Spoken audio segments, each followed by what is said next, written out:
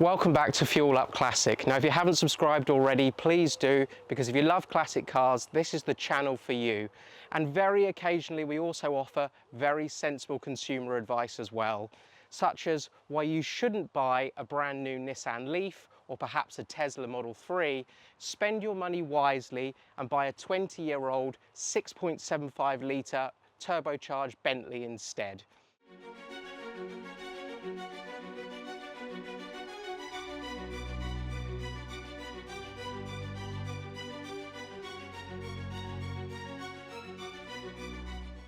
But in all seriousness, I've lived with this car for about 3 years now and I've got to know it really, really well. So I thought I'd do a detailed video on what it's like to be behind the wheel of an Arnage, what are they like to live with, and crucially, what you should look out for if you're thinking about buying one and what to pay as well. So this Arnage certainly does have a lot of presence on the road, but thankfully once you step into this cabin, it is Bentley business as usual.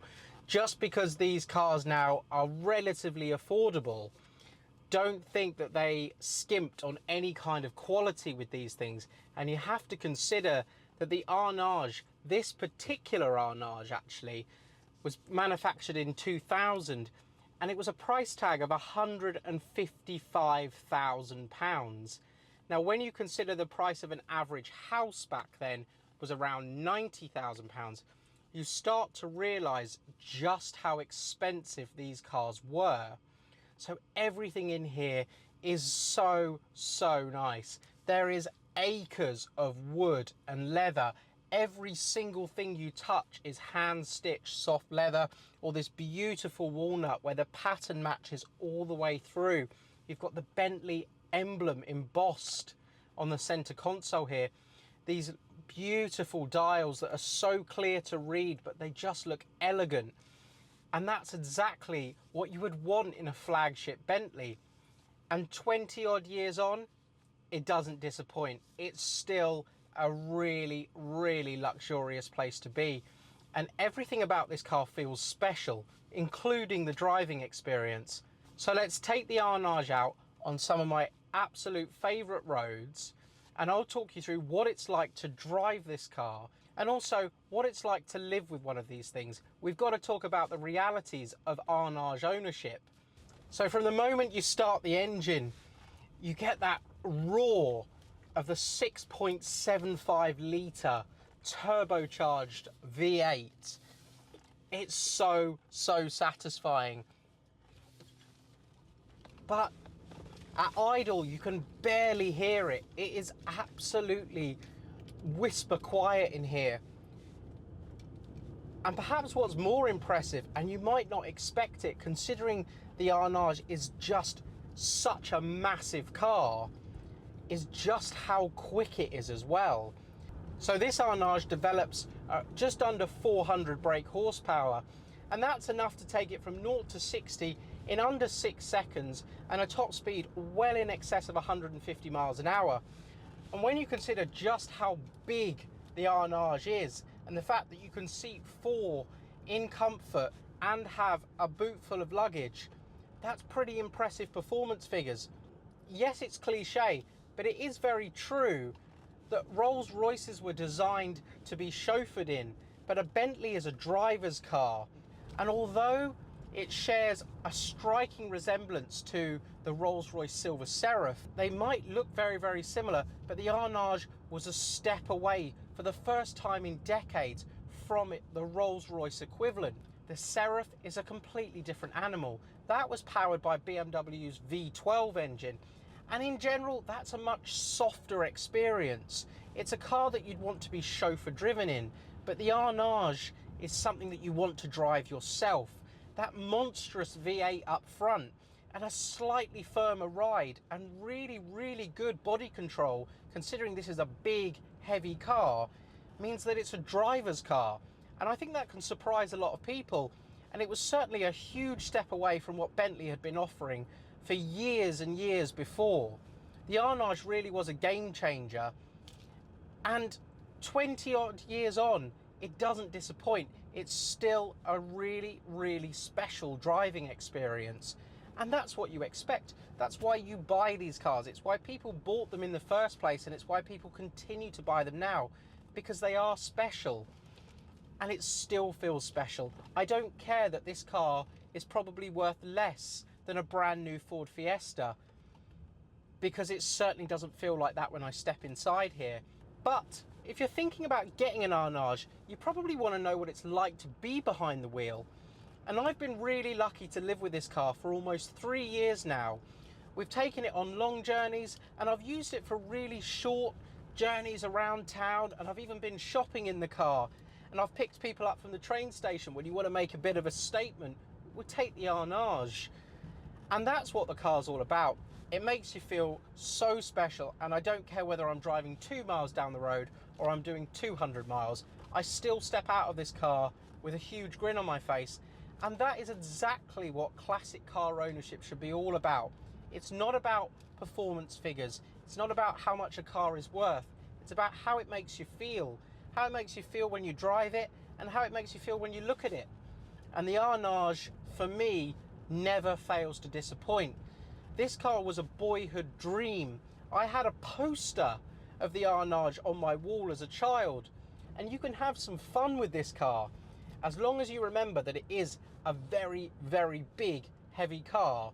So pop the Arnage in sport mode, which does seem a little strange that this car has a sport mode, and just squeeze the throttle, and this car absolutely flies. 0 to 60 is dealt with in about 5.5 seconds, and it will go on to a top speed of well in excess of 150 miles an hour.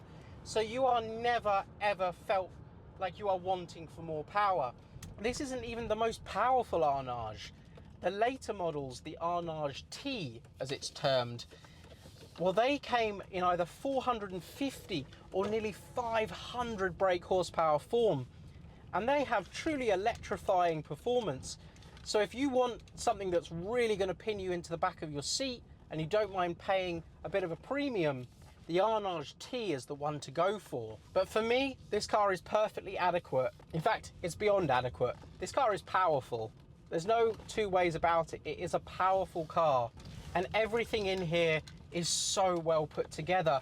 It's 22 years old, this car. It's done 75,000 miles, and there are no squeaks, there are no rattles. If I had to say probably one negative thing about the cabin, and it's a very, very minor thing, it's that if you really, really are into your cars, you can tell that a lot of the switch gear here in the center console is lifted straight from the 7 Series BMW of the era. The buttons are exactly the same, but I don't mind that. It's a very, very minor thing in what is a wonderfully appointed cabin. And there are very, very few cars, even on sale today, that can match the sheer quality and feeling that the interior of an Arnage gives you. And then once you're out on the road, the car has so much presence. People want to talk to you. And I was a little bit concerned that, you know, driving a huge red Bentley might attract a bit of the wrong attention, but it doesn't. A lot of people are actually really intrigued by it, and a lot of people just want to talk to you about it, and they want to admire the car. And that's been a really nice experience with this thing. But if you are thinking about taking the plunge and buying an Arnage, what should you look out for? The cheapest examples here in the UK start at around £15,000, but I would do my very best to avoid any of those. Buying a cheap Arnage is only going to be a more expensive ownership proposition in the long run. There has never been a truer word than to buy the best possible example that you can look at. Look at several examples and you'll get an idea of what is a good one and what is a bad one, because often one that looks good on the surface can be neglected, and these are cars that simply cannot be neglected. They need to be looked after properly, and that costs money. Now, rust in general isn't too bad on these cars, and rust protection from the factory was pretty good. However, just like any car, they're now getting on a bit. So corrosion is a concern in certain places. You want to be checking the sills, you want to be checking the inner wings, the rear subframe mounts as well, suspension mounts. they can all suffer with corrosion, and nothing on this car is cheap to put right. So you want to be looking out for anything that looks like, oh, there's been fresh paint there, or any bubbling, because parts are available, but you really don't want to get into restorations with these cars because you'll see the numbers spiral out of control. It is far, far cheaper to buy an excellent example in the first place. So don't cheap out. Buy the best that you can possibly afford. Look at several different models and make sure that you're happy with the purchase, and continue to look after it properly, and you should be okay. Now, the engines as well are largely very, very well put together. The 4.4 BMW twin turbocharged V8 is a really reliable unit. However, sourcing some parts for them now can be a little bit difficult. But in general, ownership of one of those cars should be quite a bit lower than the big 6.75 litre V8 engine models. The later models do have some issues that you should consider. So if you're looking at an Arnage from the early 2000s, they did suffer with head gasket failure, and it's largely a case of when they go wrong, not if. This particular car had its head gaskets done at 65,000 miles. It's now on 75, but the bill was pretty massive. It had other work done at the time, but it didn't stop the previous owner of this car footing a bill for nearly £9,500 to put it right. Now, when you consider that that's roughly 50% of the value of this car, you start to see that an Arnage ownership can really come at a cost. But buy one that's already been done, make sure it's in the history, and it should never go wrong again. So we can't treat it as a service item. It is a one-off big expense that hopefully you can buy, that somebody else has footed the bill for, so you don't have to. Later cars suffered issues with the camshafts. Now, there's very little information on them out there, but it tends to affect 2002 all the way through to 2006 models. But if you are unlucky to have a camshaft failure, the bill will be astronomical. Another thing to look out for is it's a big heavy car. It's heavy on its suspension components. Now, you can reduce the cost of ownership with these things because Bentley won't tell you, but a lot of the parts used for the suspension, the upper and lower ball joints, for example, were shared with other cars. So as long as you can obtain the part numbers, you can buy parts of same quality much, much cheaper than Bentley would like you to believe. Later cars, 2007 onwards, really the final run of Arnages, are regarded as one of the best ones. They were properly built, they had upgraded engines, they had different turbochargers, and power output was massive. They really were producing nearly 500 brake horsepower towards the end of production. They were also had a more modern 6-speed gearbox, which did improve not only the gear changes, but also miles per gallon. But really, miles per gallon is somewhat laughable on this car because you should expect an average of around 15 miles to the gallon, and that's really if you're driving steady. If you're in a town, or if you really want to explore the power that is on offer here, miles per gallon can easily dip within single figures. But that's part and parcel of the car. It was never going to be a Ford Fiesta to run. So as long as you can stomach the fuel bills and you can stomach the maintenance bills, an Arnage makes a really great modern classic purchase. And there's very little else out there that can offer this kind of special feeling for such little money. So the best way to tackle ownership with an Arnage is certainly to buy the best model that you can possibly afford, that is backed up by a great service history, and keep a little bit of money aside. Bear in mind what this car is. So have yourself a slush fund of when things go wrong, because they will go wrong, and it will cost more than your average car to put right. And as long as you're prepared for that, you should be okay. And it shouldn't surprise you too much. And generally, Arnage owners tend to go on to buy another model, or they upgrade to a newer model. So they are not put off by the potential for horrendous running costs. You come to expect big bills, and nobody likes to receive them, but when you consider what you have here as a package and what the price of ownership is, it can be a price worth paying. And it's certainly one that many people don't regret doing. And just remember, you certainly don't want to be taking a car of this age to a main dealer. One, they don't particularly want you there. They're much more interested in servicing newer models and plugging them in on diagnostic computers than looking after these old things. And two, you're going to be faced with massive bills. Seek out a really good independent specialist. This particular car has been looked after by the same person for over a decade. They know everything on the car, and it builds up a bit of a rapport.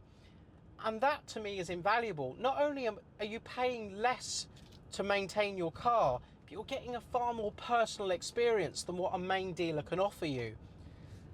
So it all helps reduce the running costs. And bear in mind, classic car insurance on these is a fraction of what it can cost on a newer model, and road tax is cheaper as well.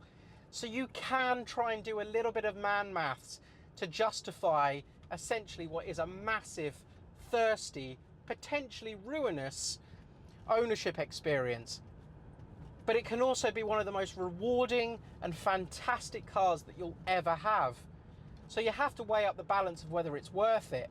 And if you can do the sums and you decide it's for you, you will not regret buying one. These cars are now toys. They're not everyday cars. Yes, you could use one every day, but the likelihood is you're going to take it out on a nice day and you're going to enjoy a drive in it. So they're not going to do massive mileages. So you shouldn't be too concerned with fuel costs or maintenance costs. It's now entered a really nice modern classic status where it's respected. It's not just a bargain Bentley. It's a Bentley. It's always been a Bentley. It was a flagship then, and it still offers flagship style performance, driving experience, and crucially that feeling that it had 20 years ago. It hasn't gone away. And that, for me, makes the price tag that you can pick up one of these cars worth it in every single level.